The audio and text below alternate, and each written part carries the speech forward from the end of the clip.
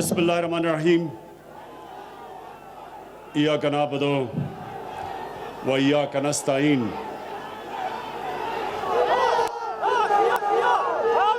जनाब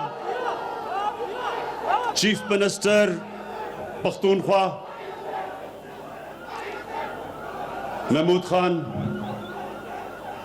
मेरे वज़रा, मेरे एमपीज़ और मैंगोरा के गयूर अवाम, मैं सबसे पहले इस शानदार इस्तकबाल का आपका शुक्रिया अदा करना चाहता हूं। बहुत बहुत शुक्रिया।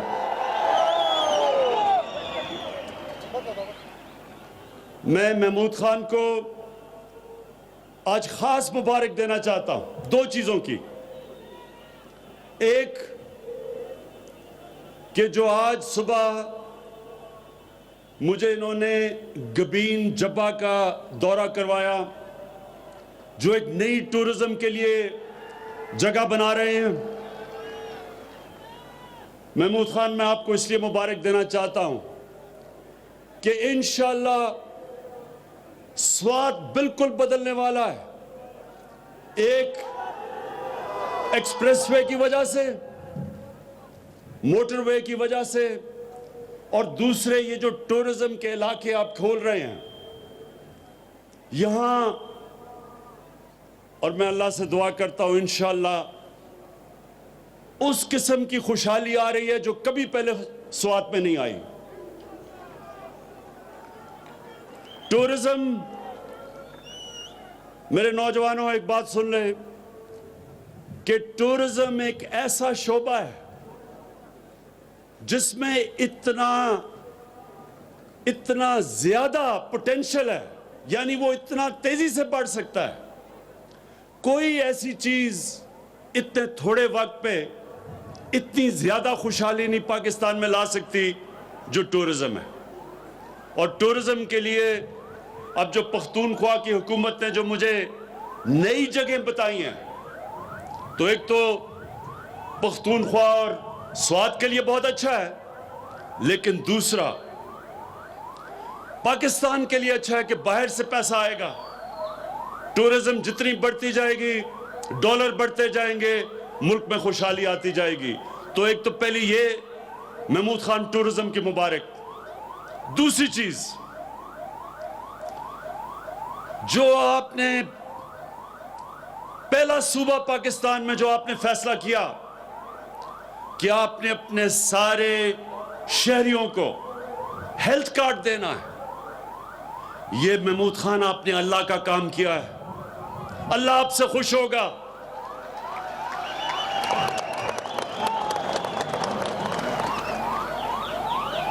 मेरे नौजवानों, एक प्राइम मिनिस्टर अपनी आवाम का बाप की तरह होता है, और बाप अपने बच्चों की तरबियत करता है। तो मैं आप सबको आज सबको एक चीज बताना चाहता हूं कि जब आप नमाज पढ़ते हैं तो आप अल्लाह से एक चीज मांगते हैं कि अल्लाह मुझे उनके रास्ते पे लगा जिनको तूने नेमतें बख्शी, उनके नहीं जो गलत रास्ते पे चले गए। नौजवानों, मेरी बात सुन लें। सारा वक्त आपकी जिंदगी में आपके सामने दो रास्ते आएंगे।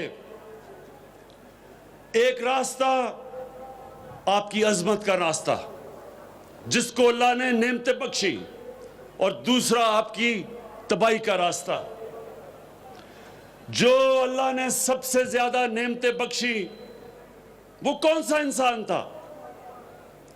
वो आपके नबी सल्लल्लाहु अलैहि वसल्लम थे, अल्लाह के हबीब थे।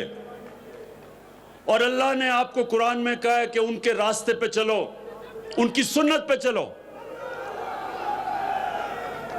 अल्लाह का हुक्म है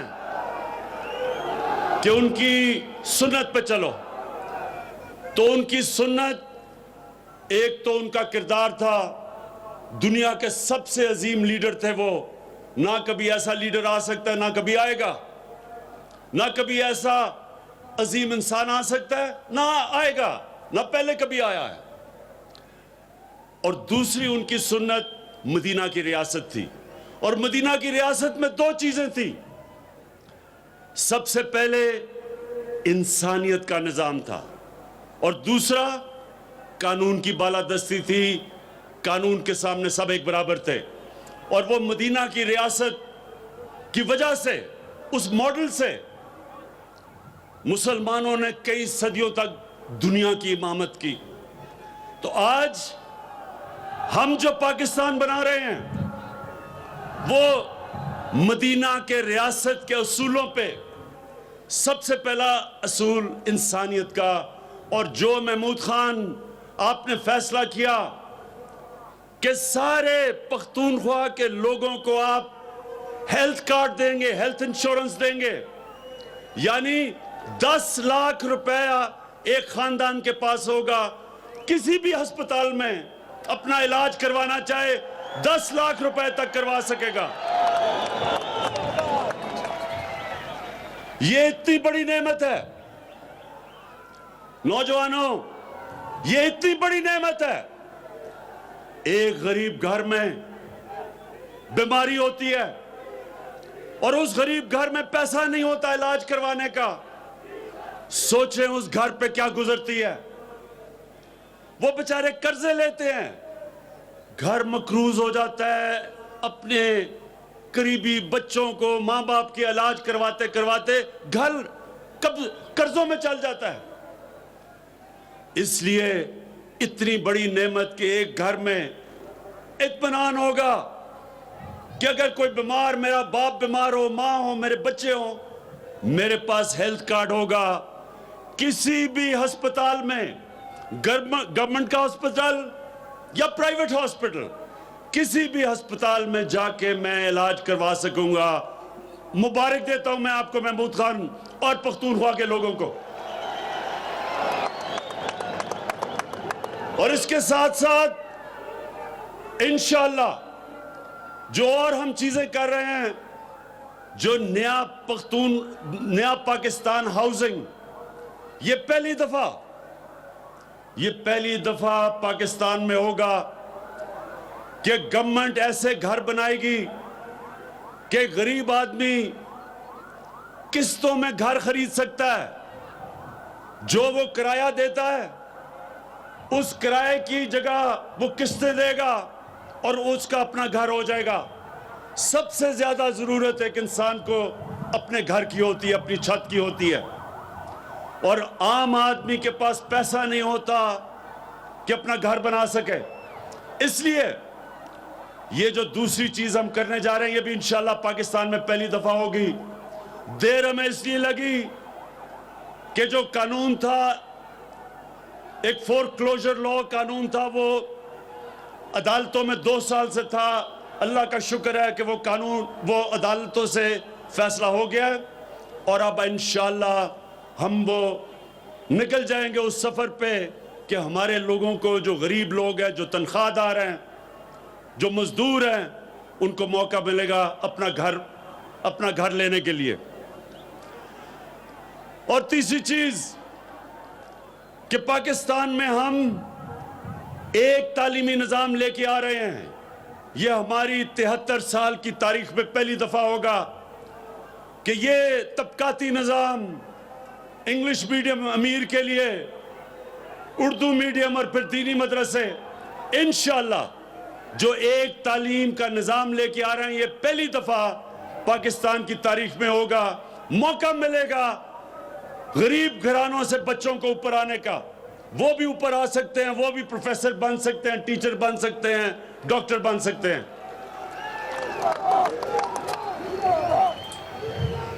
और इंशाअल्लाह जो चौथी चीज है, कानून पख्तूनख्वा में भी पास हो गया है और अब पंजाब में भी, कि जो केसेस अदालतों में लगते हैं वो 1 साल के अंदर वो केस का फैसला होना पड़ेगा। जो हमने नया सिविल प्रोसीजर एक्ट पास किया है, 1 साल से ज्यादा केस नहीं जाएगा। जमीनों के केसेस 20-20, 30-30 साल तक चलते हैं। लेकिन पख्तूनख्वा में और पंजाब के अंदर जो कानून हमने पास कर दिया है, इंशाल्लाह 1 साल के अंदर अंदर केस ख़त्म होंगे, ताकि ये जो ज़मीनों के केसेस, सारी अदालतें भरी हुई हैं, ज़मीनों के केसेस ख़त्म नहीं होते। इंशाल्लाह ये एक बहुत बड़ी तब्दीली इंसाफ के निज़ाम में आएगी। और अब जो दूसरी चीज़, मदीना की रियासत की बुनियाद 2 उसूलों पे थी। इंसानियत पे फलाई रियासत बनी थी, दुनिया की तारीख में पहली, जो इंशाल्लाह पाकिस्तान को हम बनाने चले हैं, और दूसरी कानून की बालादस्ती।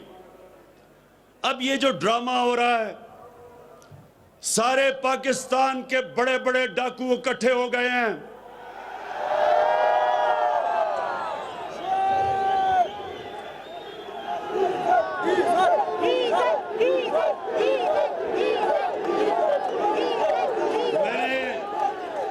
मैंने सारे पाकिस्तान के डाकुओं का नाम लिए, डीजल का नाम नहीं लिया। सब इकट्ठे हो गए हैं। अच्छा, अब ये चाह क्या रहे हैं? ये सुने, ये क्या चाह रहे हैं मेरे से? ये क्या चाह रहे हैं?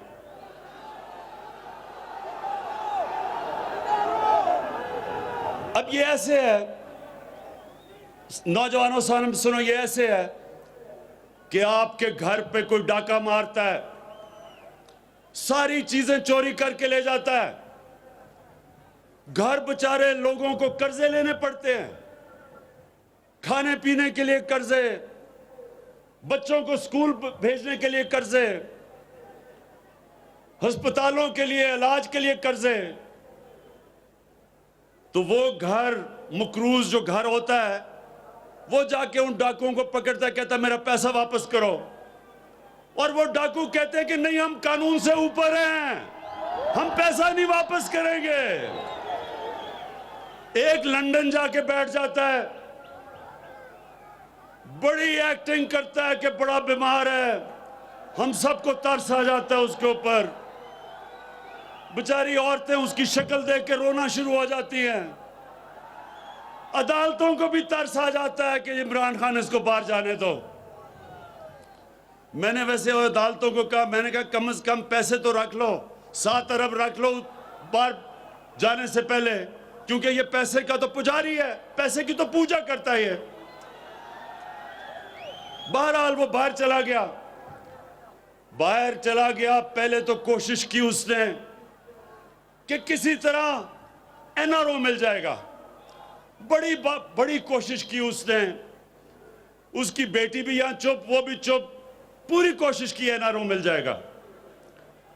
लेकिन वो ये जानता है कि इमरान खान एनआरओ नहीं देने लगा।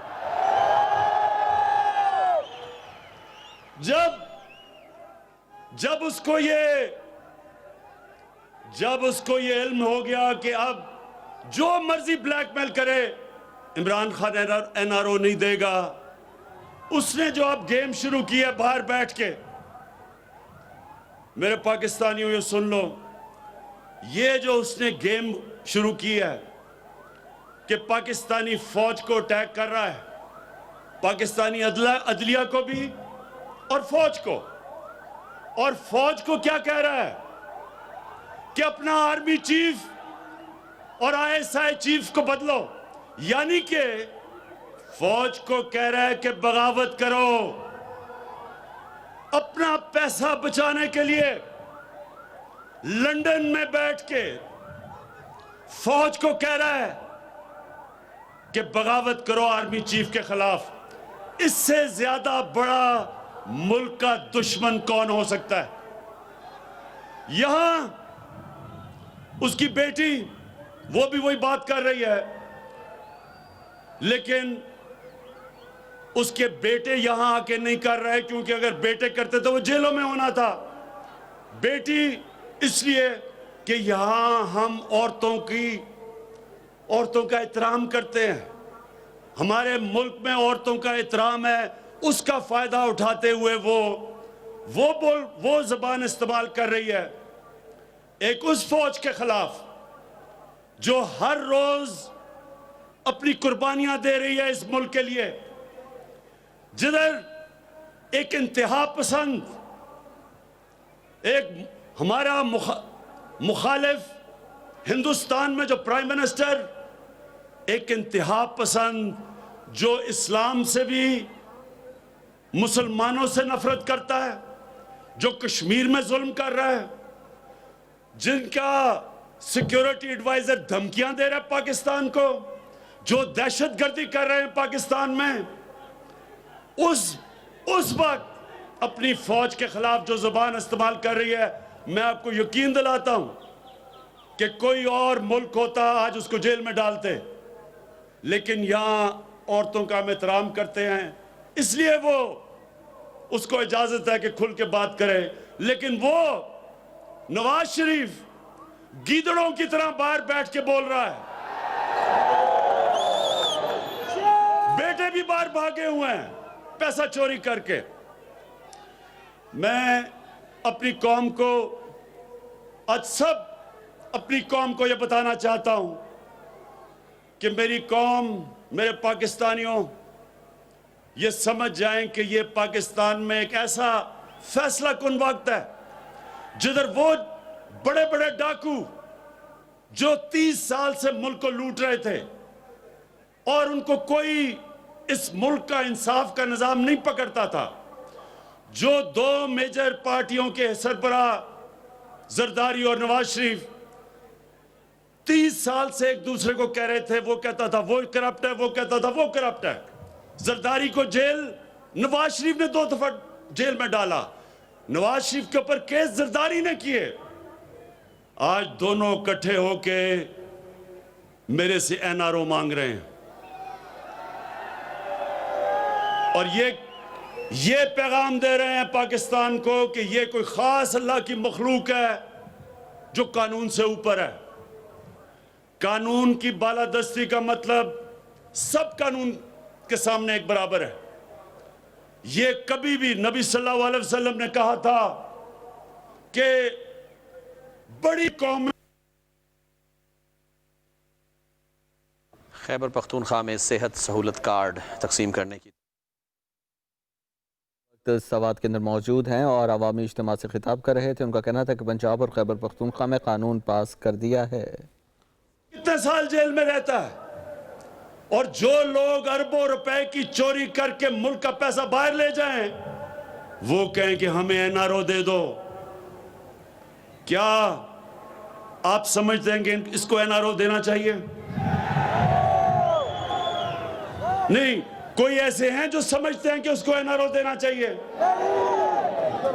जिस दिन, नौजवानों ये सुन लो, जिस दिन मैंने अपनी कुर्सी बचाने के लिए इन डाकुओं को, जिस दिन मैंने एनआरओ दिया, मैं उस दिन अपनी मुल्क से सबसे बड़ी गद्दारी करूंगा।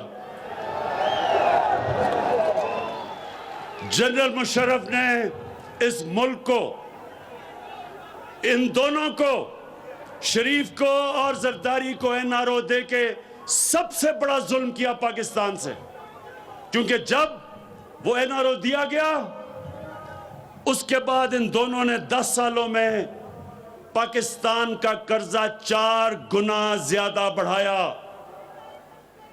6,000 अरब से हमारा कर्जा 10 सालों में 30,000 अरब पे गया। 60 साल में हमारा कर्जा 6,000 अरब था। उस एनआरओ की वजह से हमारा कर्जा 30,000 अरब पे गया, जो आज हमें बोझ उठाना पड़ रहा है इनकी चोरी का। इसलिए पाकिस्तान के लोगों, ये समझ जाओ कि ये मुल्क तरक्की तब करेगा जब इस मुल्क में कानून की बालादस्ती होगी और पाकिस्तान एक फलाई रियासत बनेगा, जो कायदे आज़म और इल्लामा इकबाल का ख्वाब था। और इंशाअल्लाह मेरा ये वादा है कि मैंने पूरी तरह अपना पूरा जोर लगाऊंगा अपना जोर लगा रहा हूं ये दो चीजों को करने के लिए, एक पाकिस्तान को फलाई रियासत बनाने के लिए और दूसरा पाकिस्तान के अंदर कानून की बालादस्ती कायम करने के लिए। मैं आखिर में आपका फिर से शुक्रिया अदा करता हूं। स्वात के लोगों, मलाकंड के लोगों, हमेशा आपने मेरी हौसला अफजाई की, आपका बहुत बहुत शुक्रिया।